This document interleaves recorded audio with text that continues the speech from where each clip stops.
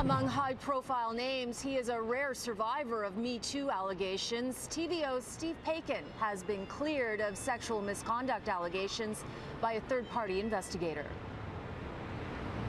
Paikin is the longtime host of The Agenda. His accuser, former mayoral candidate Sarah Thompson, had claimed during lunch at a restaurant he inappropriately asked her for sex in exchange to be on his show when she was running for mayor in 2010, and that when she refused, he blocked her from appearing, hurting her campaign.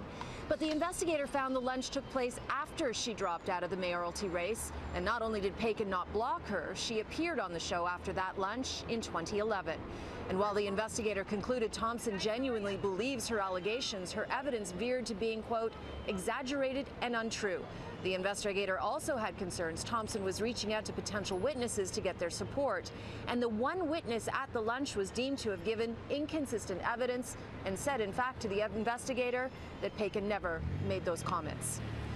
Steve Paikin put out a tweet after the report was made public saying, while the last 11 weeks have been pretty difficult, I'm relieved to read this report. My deepest thanks to all who believe me.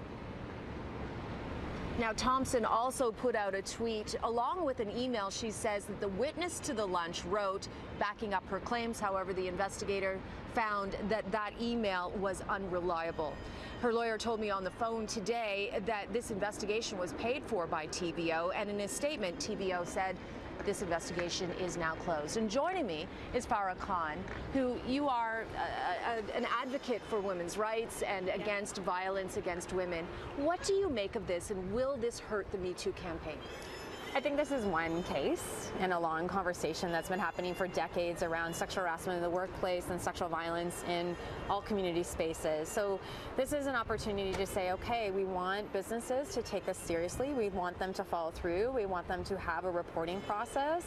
And not only that, a process to how to adjudicate it. So this is not a blow to the movement. This is actually seeing something we've been asking for, which is we need you to respond, and we need you to respond effectively. And to listen. Yeah, and listen. Rather than dismissing. Yeah, because so many times when people go to their HR departments, the HR can be like, is it a formal or formal complaint? Oh, we can't really do anything about this. So what we did see is them take this seriously, which is what we want, and then them follow through with the reporting process. So that is what is important in this, right? We want people to be heard and listened to. What about the I Believe Her campaign? So like We Believe Survivors? We Believe Survivors. Should we unilaterally 100% always believe them?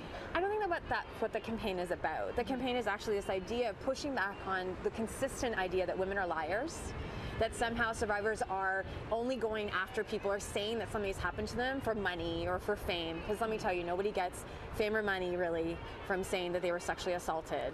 Usually they get is shame and blame and fear. And what we want people to do is actually not go to that quick place, which a lot of us do when someone says this high profile person has harmed us. We go to a place of saying, well, they can't, they're a really nice guy. Or in Cosby's case, you know, what we just saw was he was everybody's dad, TV dad, right? So I think this is actually an opportunity that campaign is really an opportunity to kind of push back on the mythology of the idea that women are liars, that survivors, that sexual assault isn't that prevalent. So I think that's what we're hoping to. And when we start listening, people start telling us the story.